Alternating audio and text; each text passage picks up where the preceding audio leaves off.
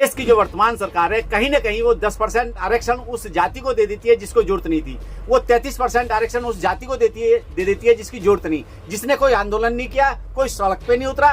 तो आप कैसे मान लेंगे कि इस देश के अंदर राजनीतिक पार्टियां जो मतलब इस समय शासन सत्ता में है वो न्यायप्रिय होंगी? नहीं, शासन सत्ता में जो है वो न्यायप्रिय होंगी, मैं कभी नहीं कहा। न्यायप्रिय हो ही नहीं सकती। मोदी तो छठा हुआ बेईमान है। मैं तो सीधे सीधे बात कर रहा हूं भाई, जो आदमी पूरी तरह से भ्रष्ट है, बेईमान है, धोखेबाज है, लोगों की पीठ में जिसने छुरा भोंका है, जो वादे किए लोगों से पूरे नहीं किए, वो सत्ता आपको मतलब ये सारी चीजें करेगी। अगर एक तरफ जैसे जातिगत जनगणना आई है, सो मोदी को तो स्वागत करना चाहिए था, मत स्वागत ना करके मोदी इसका विरोध कर रहा है। तो इसका मतलब साफ है कि वो तो देने के नहीं देंगे, नहीं वो किसी हालत में। ये तो जो इसके बहुजन समाज के, यूं कहो कि ओबीसी समाज के, दलित समाज के, माइनॉरिटीज के जो लोग हैं, ये तो लड़ाई इनको लड़नी पड़ेगी, इनको लगातार आवाज उठानी पड़ेगी, तब जाके कहीं ये सारी चीजें मिल पाएंगे, अन्यथा नहीं मिल पाएंगे। और सबसे बड़ी तो तब ही मिल पाएंगी जब इस भाजपा को, मोदी सरकार को सत्ता से उखाड़ के फेंक देंगे और उसके बाद ईमानदारी से उनको उनका हक देंगे।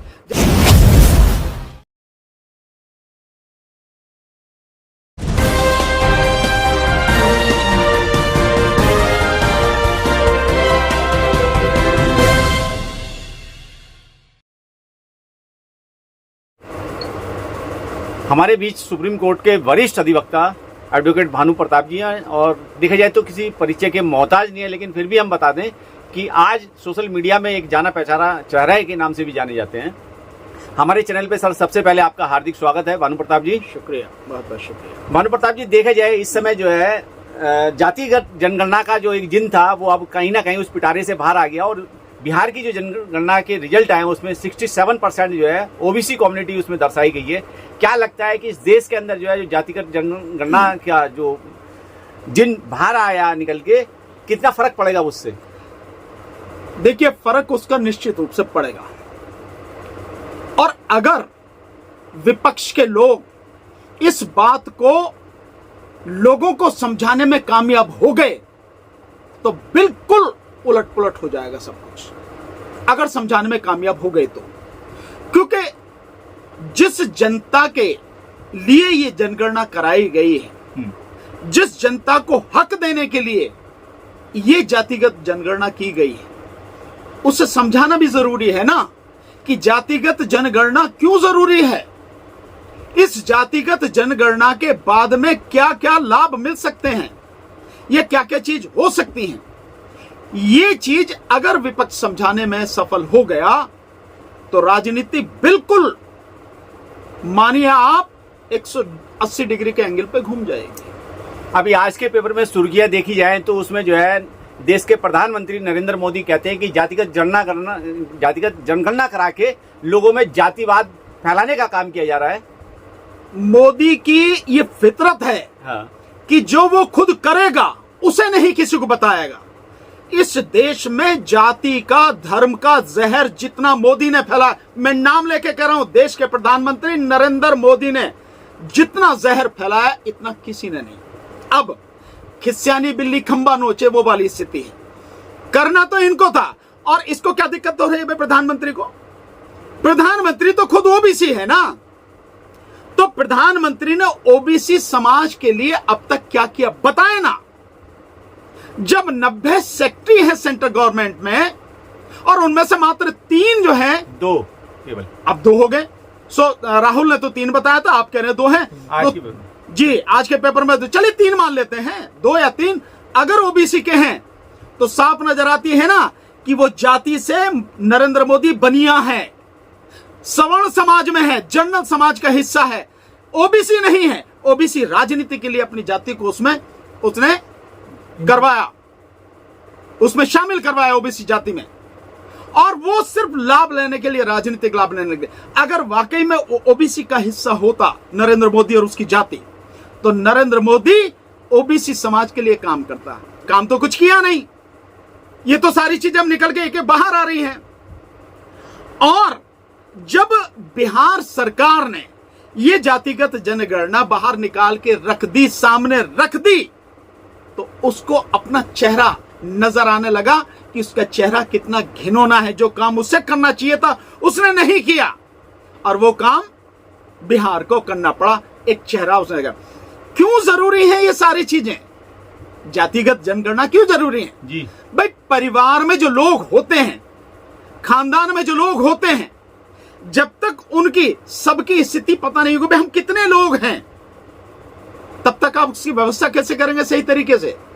सो जातिगत जनगणना इसलिए जरूरी है। ये जाति इस देश की सच्चाई है। या तो जाति खत्म की गई होती, वो तो काम किसी ने किया नहीं है। जाति व्यवस्था को बनाए रखने में सवर्ण समाज का बहुत बड़ा योगदान है। और जैसे मैंने कहा कि बीजेपी का, आरएसएस का तो सारा स्ट्रक्चर इस जाति पर आधारित है।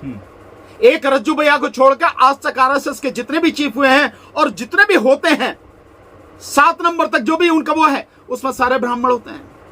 ये सब कुछ उन्हीं का है ना। तो जाति की जो यहां पर सच्चाई है इस देश में, उससे तो कोई इनकार नहीं कर सकता ना। इसलिए जातिगत जनगणना होना जरूरी है, ताकि हर जाति की स्थिति पता लगे, उसकी संख्या कितनी है, ताकि उसके विकास के लिए काम किया जा सके। एटलीस्ट काम होगा नहीं होगा, कोई करेगा नहीं करेगा, अब तक तो साफ काम कोई करता नहीं है। केवल ढोंग किया जाता है, केवल नौटंकी की जाती है, झूठ बोला जाता है, धोखा दिया जाता है, काम नहीं किया जाता। पर फिर भी कुछ भी करने के लिए एक बेसलाइन तो चाहिए ना, एक पता तो होनी चाहिए ना कि इस जाति की कितनी संख्या है, इस जाति की कितनी, इसकी कितनी है। वो काम सरकार को करना था, नहीं किया। अब बिहार ने किया है, तो अब चारों तरफ भी हल्ला मच रहा है।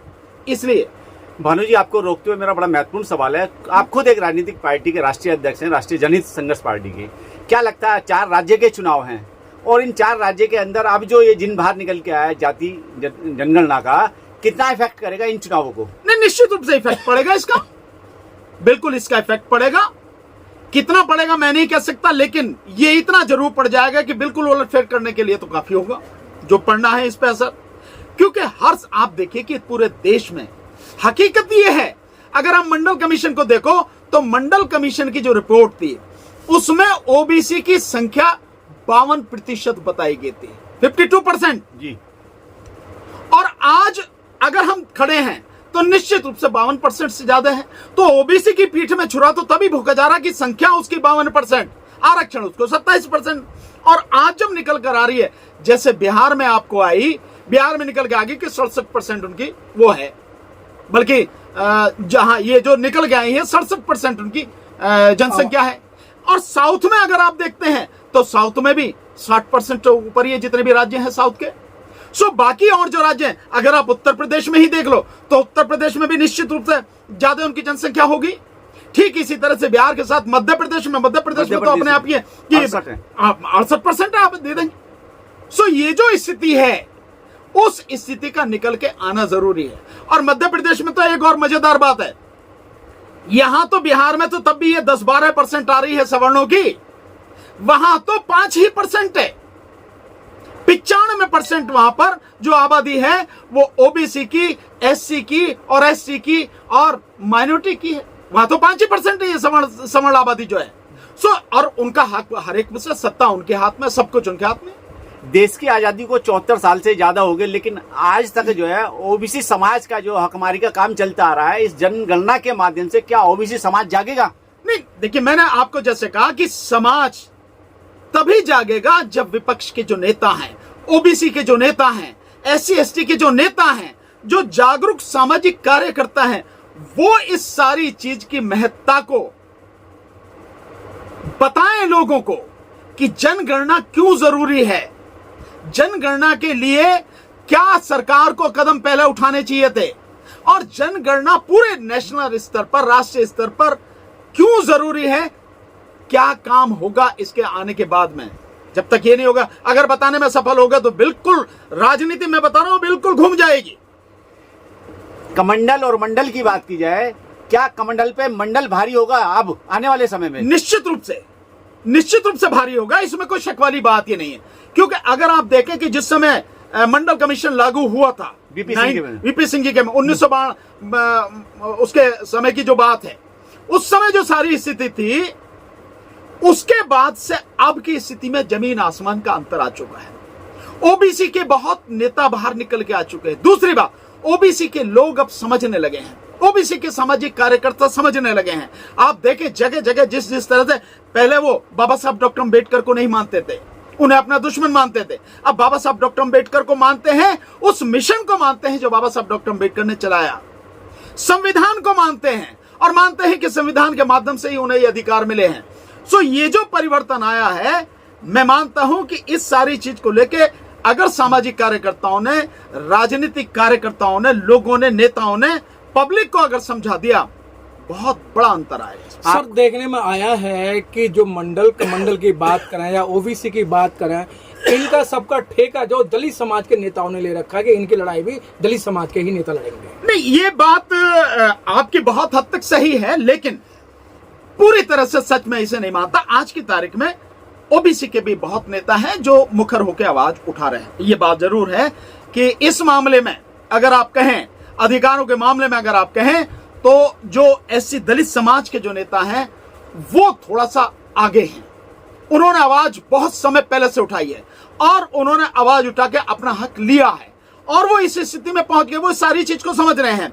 वो बाबा साहब के बताए रास्ते पर चलकर इस चीज को समझ गए वो कि संविधान जो है उसने जो अधिकार दिए उन्हें कैसे लिया जाएगा, और वो अधिकार प्राप्त करके अपने समाज की लड़ाई लड़ने लगे, लोगों को जगाने लगे। वो बहुत आज की बात नहीं, उस समय भी यही बात कर रहे थे। जिस समय मंडल कमीशन लागू हुआ था तो मंडल कमीशन लागू करवाने में भी दो नेताओं का बहुत बड़ा योगदान था, मान्यवर साहब काशीराम जी का और रामविलास पासवान जी का। इन सबका बड़ा योगदान था जिस तरह से वो सारी चीजें हुई। सो दोनों के दोनों दलित समाज से आते हैं।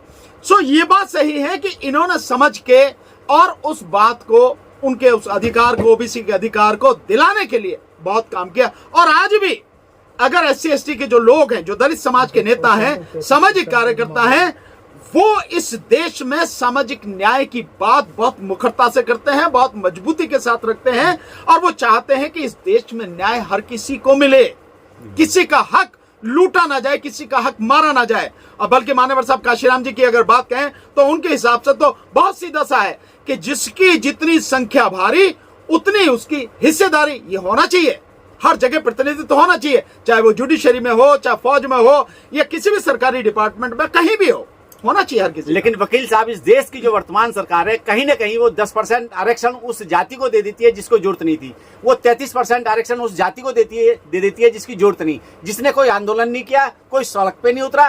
तो आप कैसे मान लेंगे कि इस देश के अंदर राजनीतिक पार्टियां जो मतलब इस समय शासन सत्ता में है वो न्यायप्रिय होंगी? नहीं, शासन सत्ता में जो है वो न्यायप्रिय होंगी, मैं कभी नहीं कहा। न्यायप्रिय हो ही नहीं सकती। मोदी तो छठा हुआ बेईमान है। मैं तो सीधे सीधे बात कर रहा हूं भाई। जो आदमी पूरी तरह से भ्रष्ट है, बेईमान है, धोखेबाज है, लोगों की पीठ में जिसने छुरा भोंका है, जो वादे किए लोगों से पूरे नहीं किए, वो सत्ता आपको मतलब ये सारी चीजें करेगी।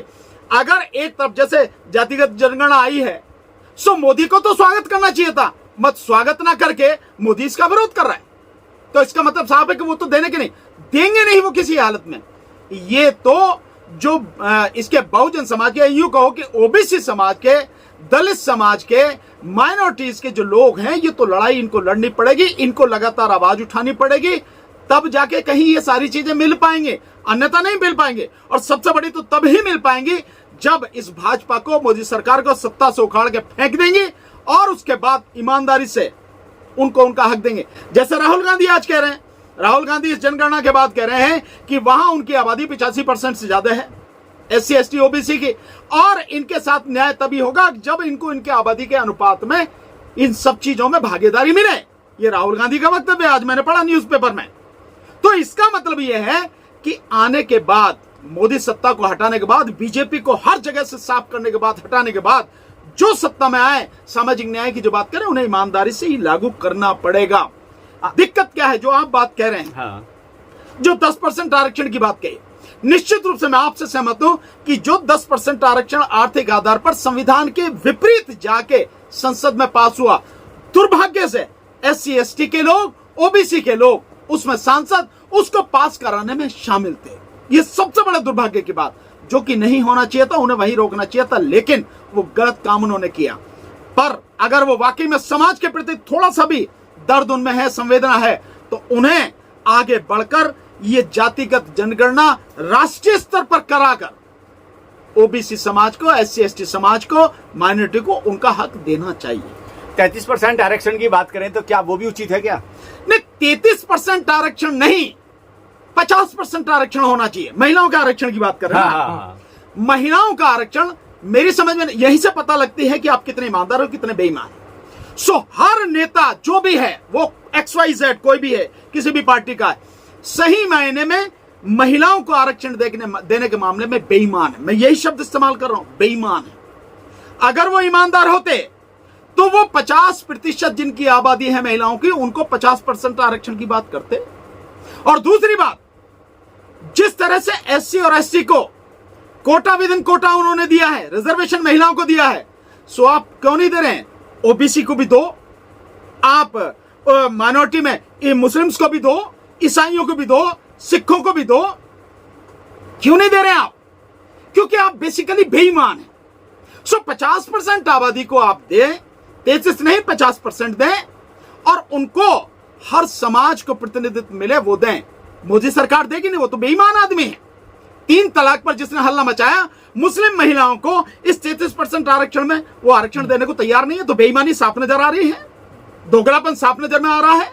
और आप अभी लागू नहीं कर रहे हैं, 15 साल बाद 2039 में के बाद की स्थिति है, वो भी होगा नहीं होगा, तब क्या होगा क्या नहीं होगा कोई नहीं जानता। और दूसरी बात, जो आरक्षण 33% आरक्षण की बात करें, आप केवल लोकसभा में, विधानसभाओं में इन्हीं में तो देने की बात कर रहे हैं, पंचायतों में, नगर पालिका में तो ऑलरेडी है ही है। सो आप इनमें, इनके अलावा आप क्यों नहीं उसमें दे रहे हैं? नौकरियों में क्यों नहीं दे रहे आरक्षण? आप क्यों नहीं दे रहे हैं एजुकेशन में आरक्षण? आप क्यों नहीं दे रहे बिजनेस में? क्यों नहीं दे रहे हैं? आप जितने भी ठेके छूटते हैं, दिए जाते हैं, काम होते हैं गवर्नमेंट की तरफ से, उसमें 50% महिलाओं को क्यों नहीं दे रहे? तो बेईमान है इसलिए नहीं दे रहे, जबकि उनको 50% देना चाहिए। आखिर में सर, देना पड़ेगा, आज नहीं तो कल। आखिर में सर, कुछ अगर लोगों को अवेयरनेस की बात की जाए या उनको संदेश देने की बात की जाए, कम शब्दों में क्या कहेंगे देश की जनता के? बहुत सिंपल सा। हाँ, ये जो आरक्षण की जनगणना आई है, जो जातिगत जनगणना बिहार से आई है, इसी को आधार मानकर आप पूरे देश का एक मोटा मोटा सा आकलन तो कर ही सकते हैं। थोड़ा बहुत उसमें प्लस माइनस हो सकता है, लेकिन ये सच है कि OBC समाज की आबादी बहुत ज्यादा है और उसे जो मिल रहा है वो बहुत कम है। और हकीकत में जो मिल रहा है, यानी जो घोषणा है वो कम है, आधे से भी कम है, और जो मिल रहा है वो तो और भी कम है। मात्र 10%, 9 या 10% उसे आरक्षण मिल रहा है। लोग जिनके हक में ये सारी चीजें हैं, OBC समाज को, दलित समाज को, माइनॉरिटी को, अपने हक को समझना पड़ेगा, उसके हर पहलू को समझना पड़ेगा और उसके लिए लड़ना पड़ेगा। बिना लड़े, बिना संघर्ष किए कोई भी नहीं देगा। जो लोग आएंगे सत्ता में वो भी झिझकेंगे। इसलिए अपना हक लेना है तो समाज में जो सामाजिक कार्यकर्ता है, जो जनता है, उसको सड़क पर आकर अपना हक लेना पड़ेगा, अन्यथा कोई कुछ देता नहीं। चलिए, सो इकट्ठे हो, लड़ें, संघर्ष करें और अपना हक लें। चलिए, बहुत बहुत धन्यवाद।